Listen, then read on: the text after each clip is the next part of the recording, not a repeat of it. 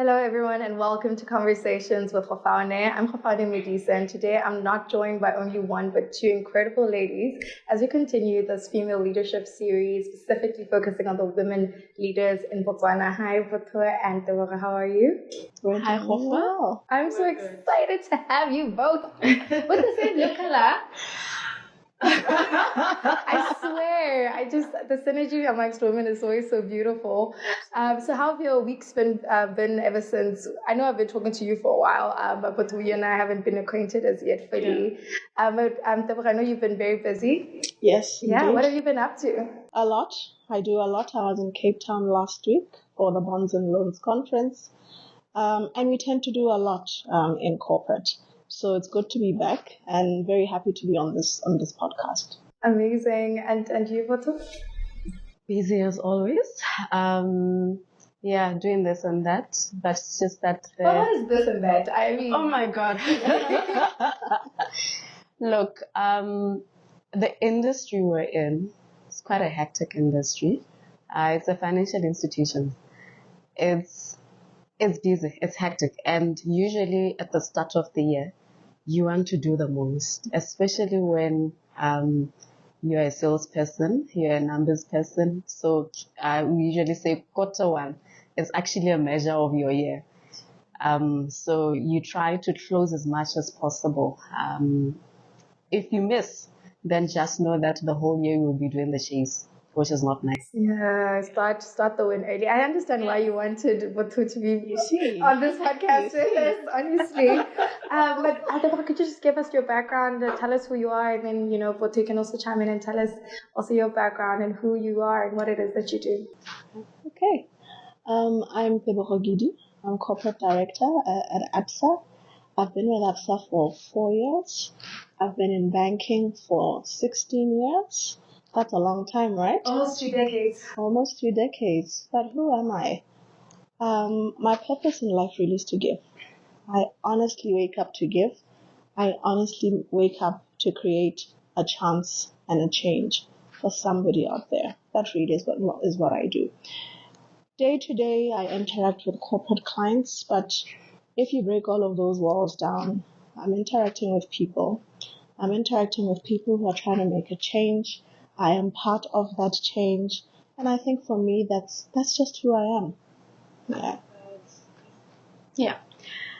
I am Botho Phiri. I work for ABSA Bank. I've been there for 6 years now. But overall in the banking industry, I have been, I think, 13 years old. This will be my 14th year. Mm-hmm. Actually, from university, I went right into a bank. That's how blessed I was. Mm-hmm. And I've been with the bank since. At the moment, I am the head of financial institutions. I look after your banks. I also look after the non-bank financial institutions. Out of work, I am a wife. I'm also a mother of 2 beautiful kids. That is my life. Those 2, my family, I love them. Overall, who is Botho? Botho is just an easygoing person. Botho is a loving person.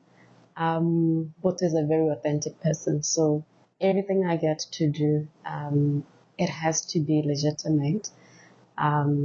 It has to be authentic. I love also, and peace is what I live for. Yeah, it's interesting hearing someone talking about peace and being loving in corporate. I don't know.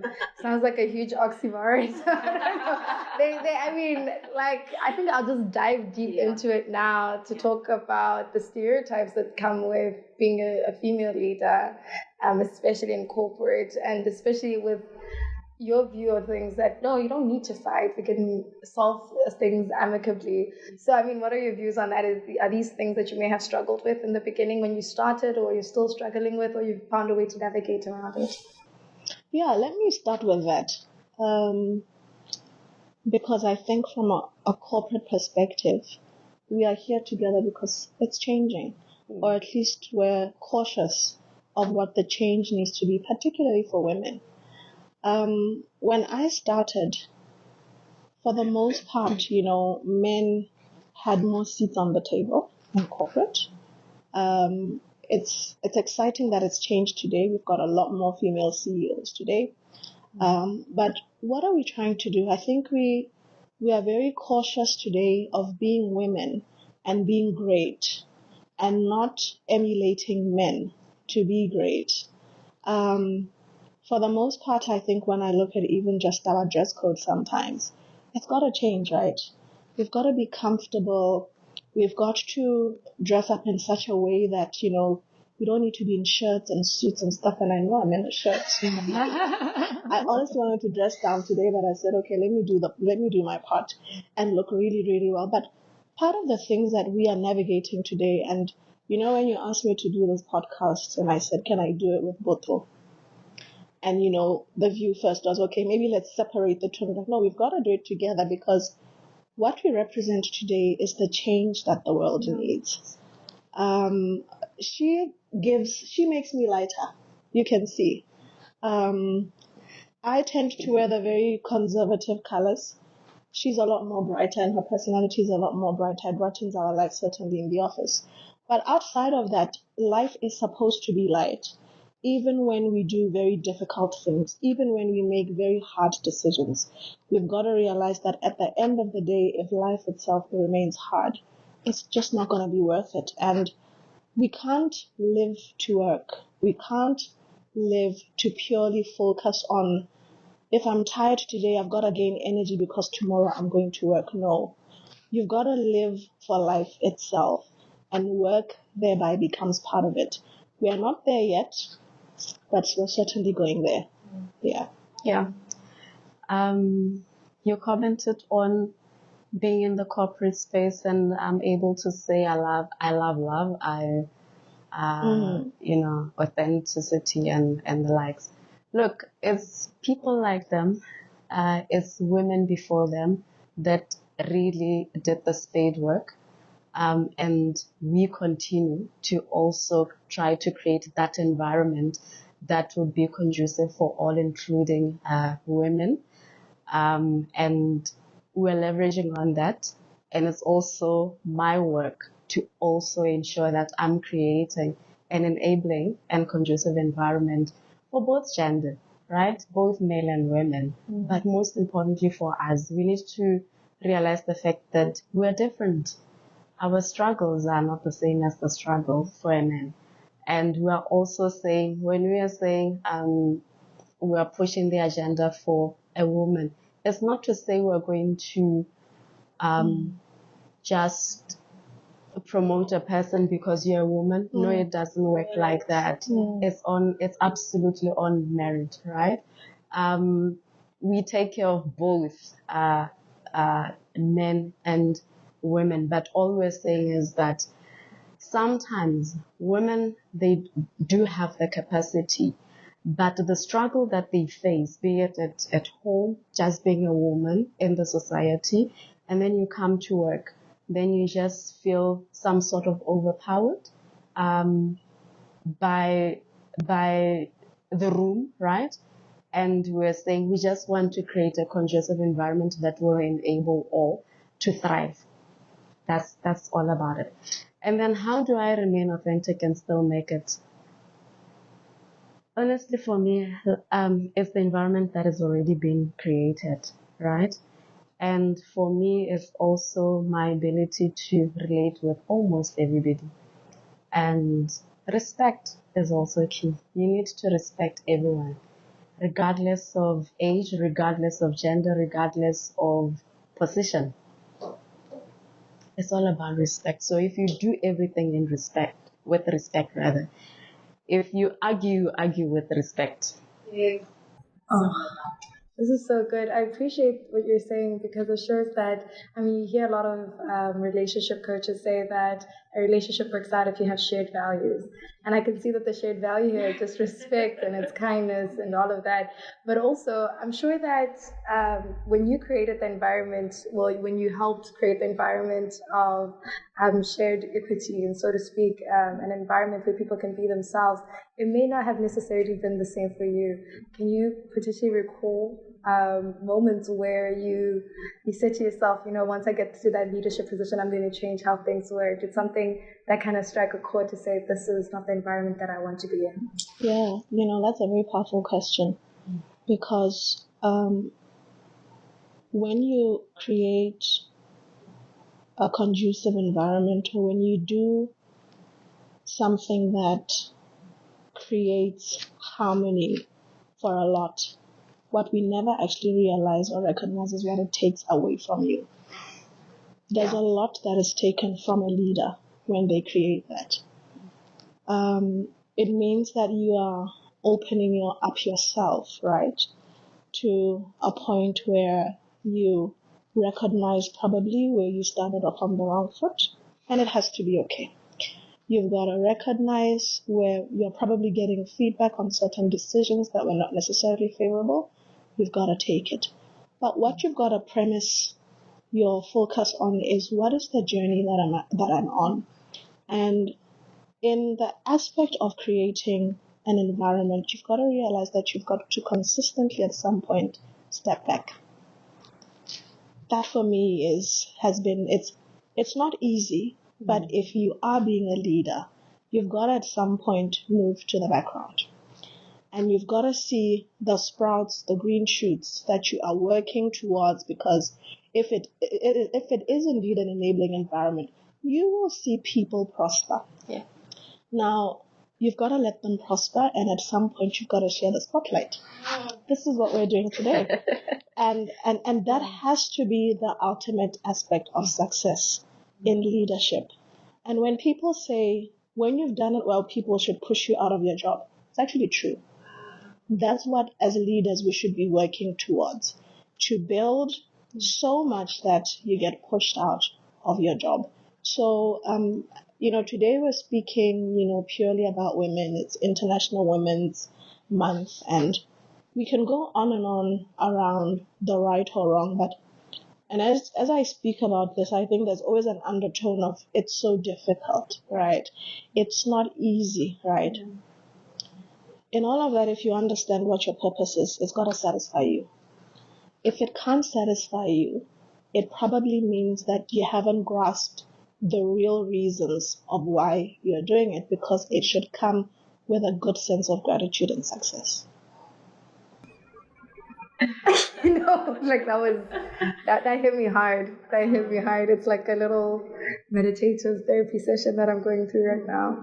And Botho, the idea of climbing up the corporate ladder is often given a very negative connotation. Even saying it now, I feel like I'm betraying myself, because it's always, oh, what did she do to get to this position? He got to this position because he knows such and such and such. And earlier you were speaking on merit. And I just wanted to know, when you reflect on your journey, are you able to say, I was able to do this and this and this, and it may not be the same for everyone, but if you commit to maybe personal development or creating network opportunities for yourself, this is where you could end up? Yeah. Without backbiting. Yes. Look, oftentimes people around me like to say, well, fortunately for me, they say you are blessed, because I am blessed. I have been fortunate to also work around or work under the right leaders. So when I started, I think all my life I've been doing everything. Every after 2 years, I just have to move and do something different. But what enabled, or how did I win with such movements every 2 years? How was I able to get such opportunities? It's simple. Hard work. Hard work pays. It is true when they say hard work pays. I've always, when I started off as a graduate trainee, it was a 2-year program, and it's meant to really give you a holistic view of the bank to get the actual foundation, and it gives you the acceleration thereafter. After I've completed it, I went into credit within the corporate banking space. I did I was a credit analyst. I did that for good 2 years. And when I look back, there's nothing I'm regretting out of it. I did the work to the best of my ability. I did some of the things that those that I worked with, they never got to do. And after that, I felt I needed a bigger challenge. It could have been still within the credit, because credit is an interesting space within the bank. You continuously learn. But what I was doing, I was of the view that I did what I had to do. Now I need a bigger challenge. I was then given opportunity to go into sales as a relationship manager, still within the corporate banking. And every 2 years I was moving still within the sales, doing something different.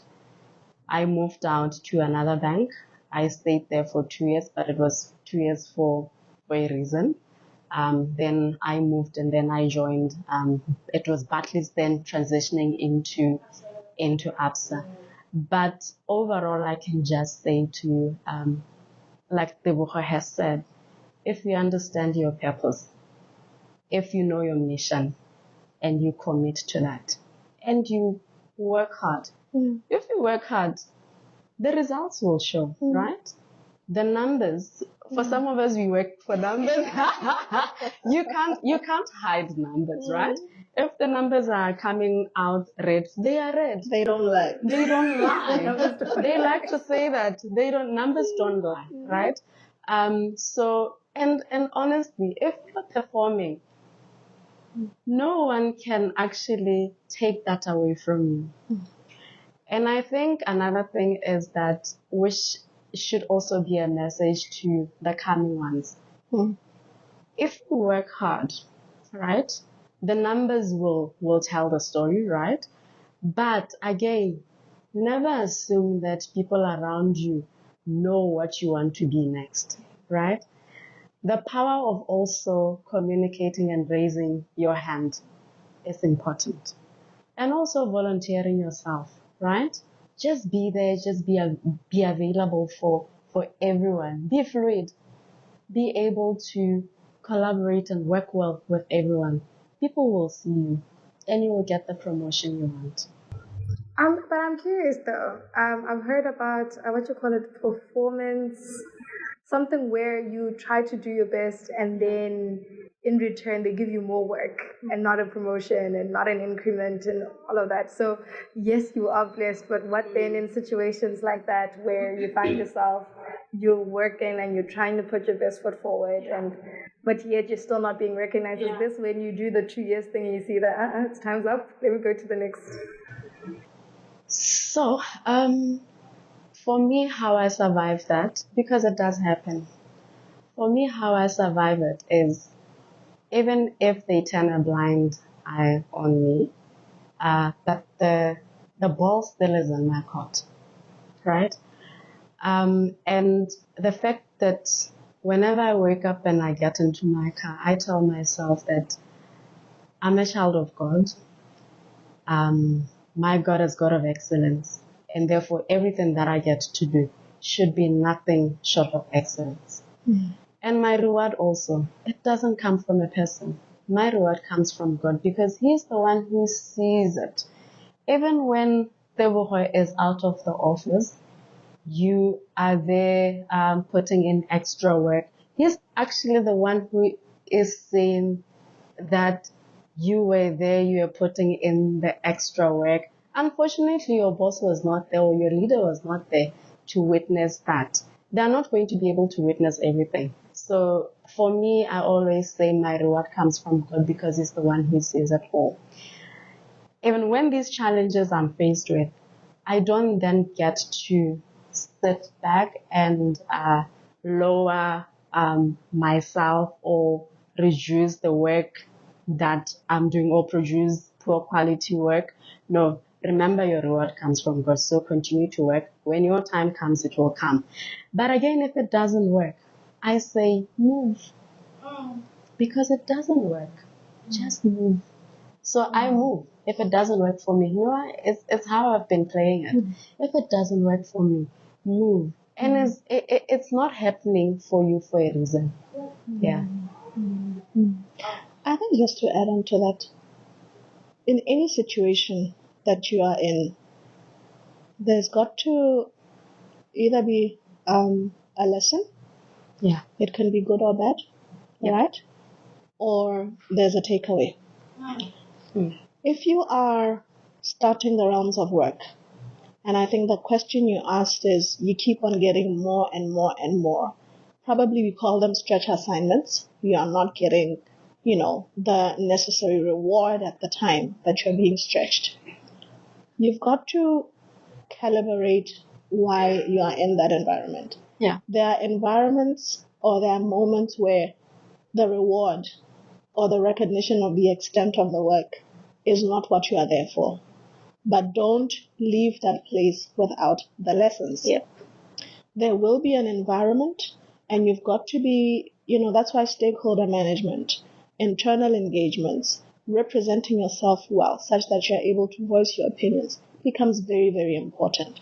Because there are moments where you can trigger a conversation about a pay, and it becomes a very simple conversation. Don't have to be intense and offending You've got to be people. able to read the cues and understand the room, understand whoever you're going to speak to in terms of where the influence is and how it's going to work. You've got to get somebody at the right moment. All of those things work together. But there are moments where your role at that time purely could be that you've got to learn. The reality about leading or about identifying people is you want to hire someone who you can already see the potential to do. And sometimes when you are presented with an opportunity to learn, don't wait to say, let me get the role first. Yeah. Let me get the title first. Let me get the reward first. No, go in and learn and validate why you can get the next. When you look at life like that, and I think to Botho's point, don't take too long also doing it. But if you understand the extent to which you are learning, and the extent to which what the value that you need to create is, I don't think there's any leader today who wakes up and says, I'm just going to go in there and consistently give everybody a hard time and have a bad day. I don't think so. Honestly, I don't think so. If I came in today and I'm having a horrible day and I decide I'm going to give everybody a bad day, trust me, at some point I'm going to say, Hof, I've been seeing the work that you've been doing over 1, 2, 3, 4, and these are the decisions that we're going to make. That comes. But while somebody's not looking at what you're doing, do you understand what your lesson is at that point? Understand what you're supposed to learn or what you're supposed to take out of that environment. That was so well articulated. And Tebogo, you've been a leader for such a long time. I mean, just in the banking industry, and you've explored leadership in its different formats. So I'm wondering, I'm pretty sure that now you are seasoned enough to know some gray areas where maybe you see an emerging young leader and you're like, I think that you shouldn't have approached the situation in this way. And especially with my generation, we're excitable. Yes. We're very excitable, yes. and we know what we want, but also if we feel like it's not worth it, we're going to leave it without letting the lesson mature. So I wonder, are there situations or are there certain characteristics that you've noticed that you're like, as young millennials, as Gen Z, this is what you need to kind of nip in the bud before you leave an organization, before you approach your boss and start making demands without even understanding how to relate with someone over such a huge generation gap? Yeah, actually I really like Gen Z, very young people. It's a huge focus of mine, to be honest, because the manner in which we are doing things today, the people that are going to run this country, be executives in 10, 20 years, we've got to realize how we are going to create value that enables them to add value today. The world is spinning so fast that what I'm doing today, how I'm doing it, versus how Botho is doing it, who's about 5 years younger, versus somebody who's 10 years younger than me, they can actually look at me and say, I just don't understand how to work with Tebogo. I just don't understand. Yeah. Yeah. We are coming from a background of policy. You review policy, you understand borders or parameters, you understand where you need to get a, discretion or not. That's how we come up. How do young people show up? You wake up with a brilliant idea. Yeah. You want to do it. You don't accept anybody who tells you that it's not going to work. What do we need? We need both. Yeah. We need both. Now, how do we coexist? Don't change. Just understand that at some point we will need your patience to sort of craft the messaging to get to ultimately what we need. That's all. So there isn't anybody who needs to be changing. I need to learn, what do they call it? Reverse mentorship? Yes, reverse mentorship. I need to learn from somebody who's 15 years my junior. Somebody who's 15 years my junior needs to realize, okay, there's value in wisdom, right? There's value in patience. Okay, let me work with her because she can help me get the things I need, right? And let me work with the young girl or guy because they are going to change things for the world that we are getting ready for. That's all I'd say. I wouldn't say too many don'ts. There aren't any don'ts. It's the patience to understand the difference that makes things work. And it has to be okay. Oh, wow. I'd love for you to add on that if you can. But also, I'd just like to know from you, Botho, what was your approach when getting a leader such as Tebogo? What was your approach? I mean, obviously, you didn't know the type of person she was. I'm sure you may have heard rumors, good or bad, I don't know. But what was your approach, and how can you be the best version of yourself, and how can you make the environment easier for both of you to work together? Because I'm sure there's a synergy that's required. She can do her part, but also you need to do your part as well. Yeah. So allow yourself to be led and to be guided. And for me also, maturity to be able to balance it all. It's also key in the whole thing. Yes, you can get so impatient. Yeah, like, what is she talking about? No, I think I can do better, right? But also when you differ, try to be polite about it. Just sit down with the leader or sit down with whoever you are working with and really help them to understand where you're coming from. Also, try to also be a good listener. Understand where they're trying to come, where they're coming from. And also, I'm sure you will agree. You will agree for something, right? So for me, it's really maturity and being able to allow yourself to be led and to be guided. Yeah. I think this is such an interesting conversation because you reminded me of a previous conversation I had with a friend. She's from South Africa, and she's been watching our leadership series with the beautiful Botswana leaders. And she said, leadership or female leadership in Botswana needs to be studied. I asked her, what do you mean by that? And she says, why do things seem to be easier for you guys? And she said, in my country, and obviously this is her perspective, but she was saying that she comes from a point where she's heard so many horror stories. And here you are coming with this very zen and very peaceful approach. So you don't always have to fight. Things can always align.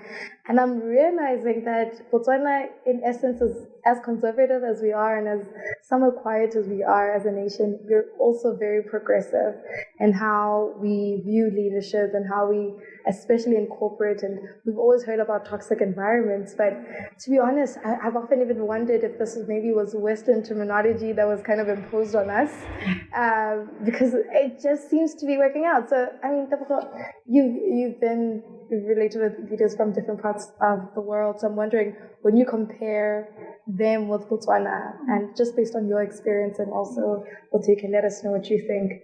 Based on your experience, do you see a distinct difference between our views and their views?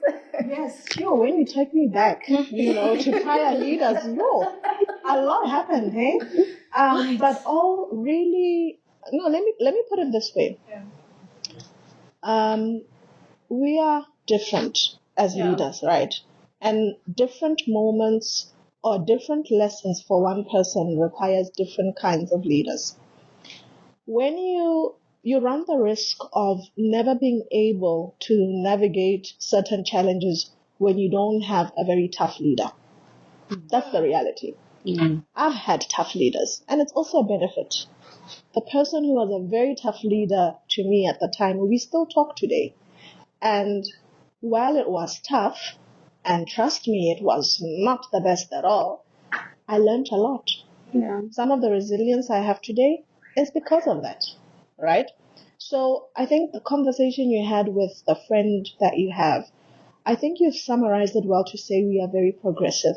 While there are aspects that we go through and we certainly don't promote, we are very clear of the vision of leadership that we want to get to. And even outside of this conversation, when I speak to a lot of leaders today, a lot of them are of the view that while it's difficult, we've got to make it as light as possible, as exciting as possible, as fun as possible, while we are making life-changing, big impact economic decisions. Because what we do, I mean, as a bank, we're making, significant strides in how we are changing the country. But nonetheless, it doesn't mean that it has to be daunting and painful. Otherwise, what is life about? You've got to find a way to recognize that you live life first. I've got an 8-year-old and a 10-year-old. I've got to play games over the weekend. I've got to be in shorts and have fun, right? That's life. I've got a husband. He's not too old, so I have to be very active, right? But the reality is when I come to work, I've also got to have fun and I've got to be relatable, even as a lot of work is taking place. So, in summary, yes, leadership is leadership. We've all been through that. The conversations that we have today are more premised around, while that has been the history of what we've been through, our reality is it can be done better.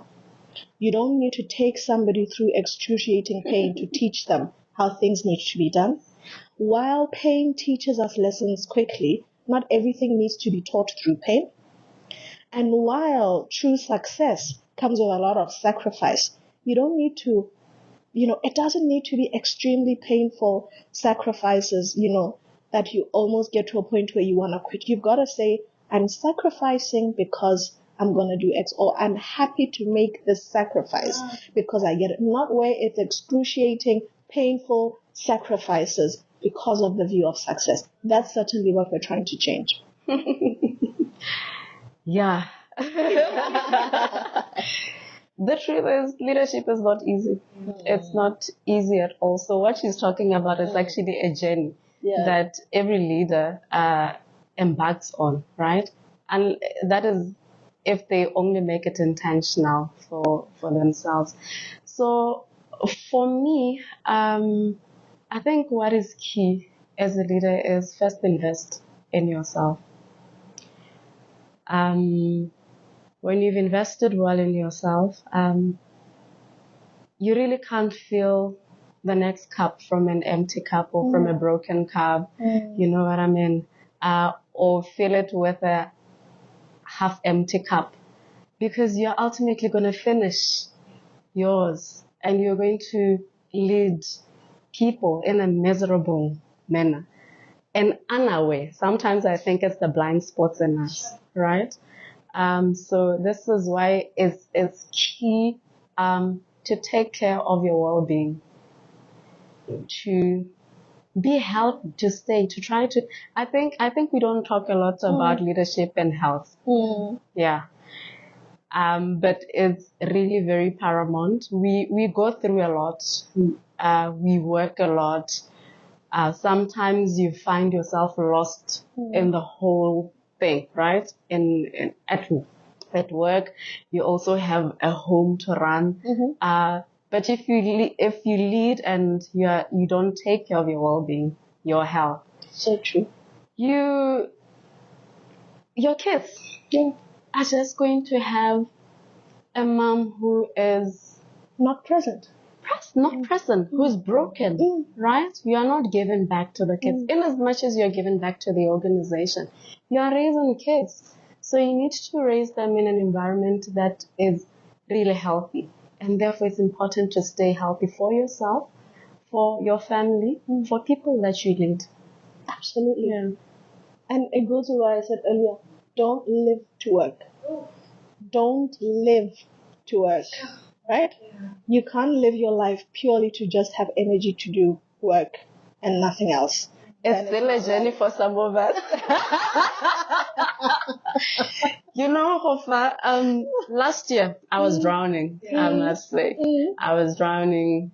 They could see it, you could see it. I was drowning. It's because I think I was living for work. And not only that, I really try to have that balance and ensure that I'm present for my kids. That's too much.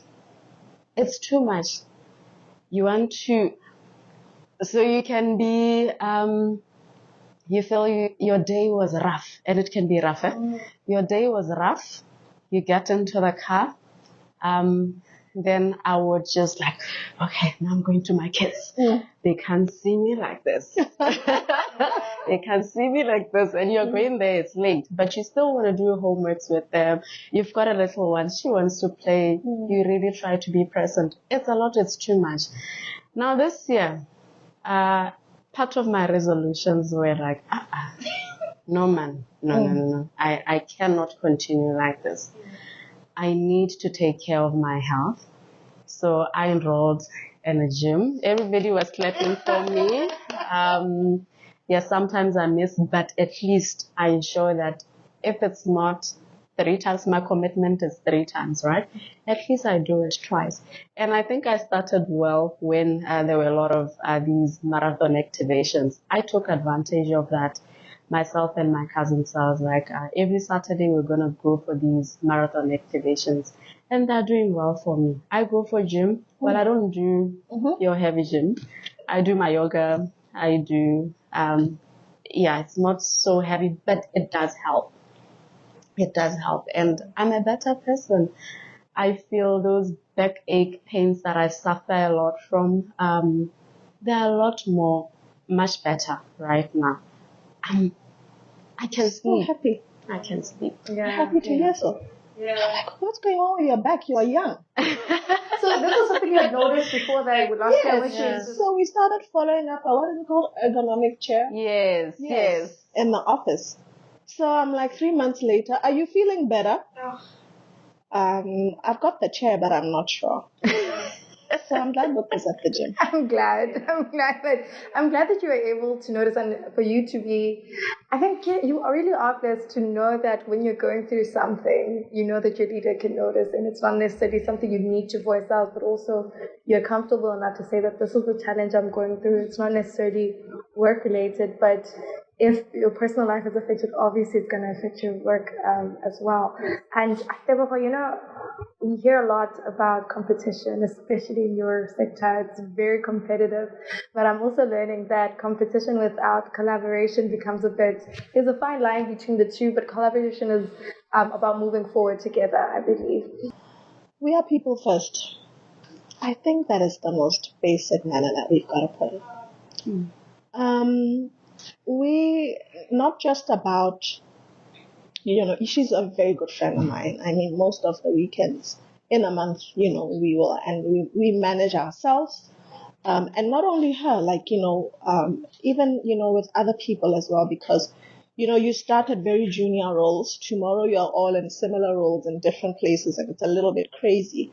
But what you are asking is about competition and collaboration. And you are so right that collaboration actually is the true ultimate success, because when you compete to gain that aspect of success, to be honest.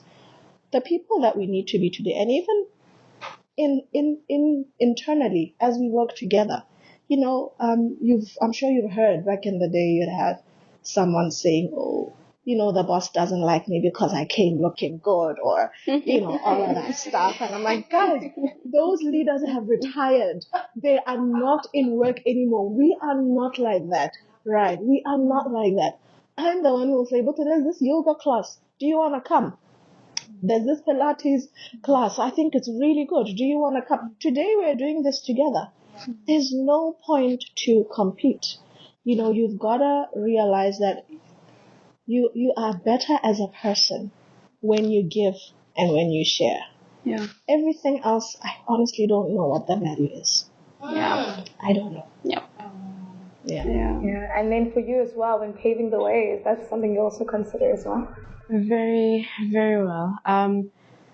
You know, I'm of the view that if I work with people, I need to uplift them. Mm. And when I leave the role or when I leave the organization, the people I was leading, one of them should take after me. Mm. If it doesn't happen, I would have failed. But again, it can be the other way, right? You would have tried. It's just that people sometimes can also fail you. But my dream and my desire is that whenever I leave a role, I should have made so much impact and I should have uplifted those that are under me and they take after me. That is what I live for, honestly. And I always tell my team that I cannot do it by myself. Corporate, you can't. You can't do it all by yourself. You need everybody because we are unique. And I believe everybody is smart in their own in their own way. And we therefore as a leader you need to be able to embrace that. If you are able to embrace that and also celebrate the little achievements they also do. And also when you lead with empathy, you will see the team will blossom. They will produce wonders. They say teamwork is the dream work. Yes. So it's just all about that for me. Yeah, I love this conversation so much, and like I told you, an hour passes really quickly. Actually, really quickly. I see that. Really quickly. But also, I appreciate how you're both bringing the true versions of yourselves and the best versions of yourselves to this conversation. And I remember talking to you as well that not everyone might have access to you, and I think it's beautiful that you're putting yourselves out there. And I know that sometimes having the cameras around can get a little overwhelming. But in closing, I think I'll just start with you, Botho. My first question, first part of my question is, what key lessons have you learned from Tebogo that you think you'll continuously have to kind of, even after your working relationship, will keep having in your life? And the second part of my question is, where do you find fulfillment, or how do you, as a leader, as an individual, find fulfillment in the work that you do, regardless of the pressures? Yeah. Tebi. We call her Tebi, some call her Tebi G. That is how our environment is. We really try to create that fun environment. We work hard. We are trying to play hard at the same time. And really to also, I guess, be accommodative to all. In our environment, there is no boss. I would struggle to work in an environment where there is boss, right? You mean that in terms of you can't eat with your leader, you can't sit with your leader, or this chair is reserved for your leader. It doesn't work like that. And maybe this is why we're also making it, even in terms of performance, right? But from Tebogo, what I do appreciate about her is her love for giving people chances and for giving people the opportunity to also strive and to also be in the platform. I think just last week, there's a gentleman I work with, Tebogo put her literally on the spot. We're presenting to our leaders at group, and he said, "You're going to lead in this part, right?" And he did it so well. After that, the conversation we had, the feedback he gave to me was like, I wasn't sure I'm going to be able to make it. But I like the fact that Tebogo did put me in that spot. I would not have known that I could do that. That's amazing. And I think as leaders, we should be able to create such platforms. Yeah. And then fulfillment. I know it's a very tough one, though. Fulfillment. Shopping? I'll get to that. But I know I'm probably the some of the people coming in last. I'm reading the 5 a.m. Club. Mm-hmm. So there's a phrase there that I picked. It says, in life, don't just work for salary, but labor for impact. Mm.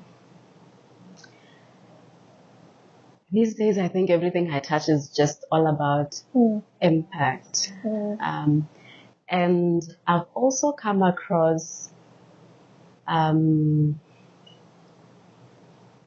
it was written, at work, don't attach yourself to a person.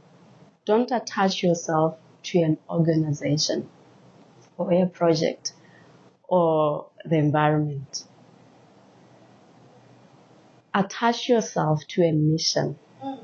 Attach yourself to a purpose. Because even if Tebogo moves, I know my purpose. I should stick to my mission.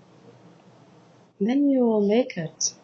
You will make it. And I think that is what will give you the peace and the power. Yeah. Yeah. Oh wow. I agree with the bubble. No, but she missed shopping. No, but for real though. No, but seriously. Huh? Literally. Yeah. Yes.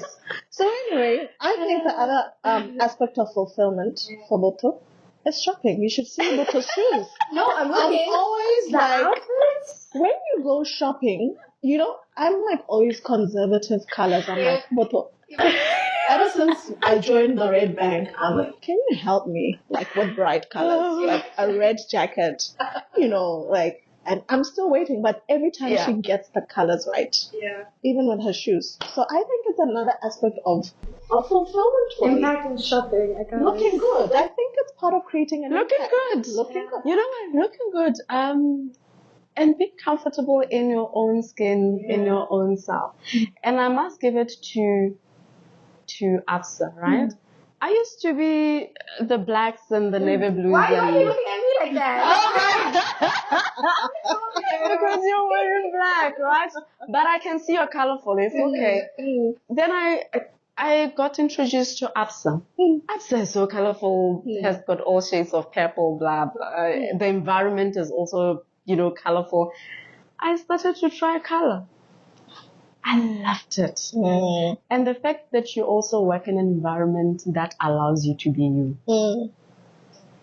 I believe you can do better in such an environment that allows you to be you, that also recognize your talent, that recognize the skills that you've got. You will do better. And coupled with a leader or leaders that also believe in you, I think that one completes everything. This one actually, I'm taking it from just last week when we were celebrating Women International Day. We invited the CEO of Orange, Nene. She said, if you want to do justice for yourself, have a leader that believes in you, that will motivate you, that will support you. Then work in an environment that will allow you to be you. If you want to be pink, it's okay. If you want to be this, it is okay, right? And then get a job that will recognize your skills and your talent. You'll be good to go. Simply put. Yeah. So what lessons have you learned from her and how do you find fulfillment? Are you sure? Let me tell you about Botho and the lessons that I've learned, right? So we were having a conversation and I was like, you know what, I've got to go and fix my hair. She's like, that's why I don't have hair. Okay? I wake up, I get into the shower, I literally stand in the shower and I don't like a hustle. Let me tell you, when she says she works hard, she works hard. But when she doesn't want to work hard on something, she doesn't want to work hard on something. And the reality is it's because she's so confident. She's so certain about where she's going to deploy her time and her energy. She's also very vocal about not wanting to waste time where it's not necessary. Everybody needs that in life. She's already leading a team, but a leader doesn't only lead that specific team. She's head of NBFI, FI. you are a leader right across, even in an environment. And people feel your leadership, Botho. They feel, the indirect sort of overarching leadership to a point where you see the women who are younger, who are looking at her now, gravitating towards her. And she's got this poise, she holds things together. She'll tell you, no, I'm not going to do that. She tells me, I'm not going to do that. I'm not going to do that. Do I do that? Yes, do you I do. say that? You show me. You'll see her in the morning. You'll see her in the morning when she walks in. And then the color is not just like, we're talking about AMSA colors and stuff. It's not just, like dress, like colors, but a colorful personality. A personality that is easy to relate with. A personality that also knows when to create a light moment. That's what we all need. Lastly is intelligence. We never talk about intelligence. We talk about hard work. We talk about a lot of things. Intelligence for me, I say, because of the potential I see in her to leap in bounds in her leadership. So in, this month talking about women, and every time I have to do something about women, I'm like, where is she? 1 minute she'll tell me she's not coming. 1 minute she'll come. Like the first time we had this conversation, it's like, let's go. So, that honesty as well of what are you asking me to do? And then when she gets it and she commits to it, you will tell me you'll have another interview one day and I will not be there. That's Botho for you. Wow. Thanks, Ted. Thank you. It's a moment. We should all hug now. I'm feeling it. And then how do you find fulfillment? Or is it something that it's internal, you don't require external things? Because I do understand there are a lot of work pressures, especially in corporate as well, even in entrepreneurship. Yeah. When you get to this kind of level of leadership, you don't consistently get the applause. You give more recognition, more applause. People want to feel that you're saying you're doing well. You have to give it to yourself because you're not consistently going to get it. Yeah. Because you are at a level where, girl, you've got to sort yourself out in that department. No one is going to come telling you, oh, Tebogo, well done, oh, congratulations. No, you're past that. So you've got to remind yourself and have an anchor that gives you that aspect of, what is my conviction? I've got my purpose sorted. What is my conviction? Because things change. We deal with very complex environments, situations, engagements, meetings, decisions that you've got to make. It's very complex. So the first thing that you've got to do is, does it matter whether I view myself like this and somebody views me differently? I've got to take my lesson and I've got to keep on going. That's the fulfillment that I give myself, and where I'm not too clear on where it's lying, I've got to go and find it. The second thing is, I'm going to do my best. And after I've done my best, if my best is not enough, I have another day tomorrow. Yeah. I've got a choice and a chance. I've got a choice to make another decision. I've got a chance to lead and see where it's going to go. That's it. We didn't speak a lot about fun in this life, and I think, we say it and we hear it. The most important thing is the moments that we'll remember. The moments that we will remember. Not too long ago, what did we have in the office? We had The cookout. We had the cookout last year. We did the dress. Dress like Your colleague. You guys are fun. Yes, we try. This is why you've got the millennials and the Gen Zs.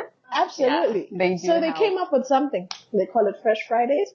They made us dress up like our colleagues, and we had a random selection, right? Will you ever forget a moment where you dressed up like a colleague? A lot of things you'll remember, right? You'll forget, right? But moments like that, you won't forget.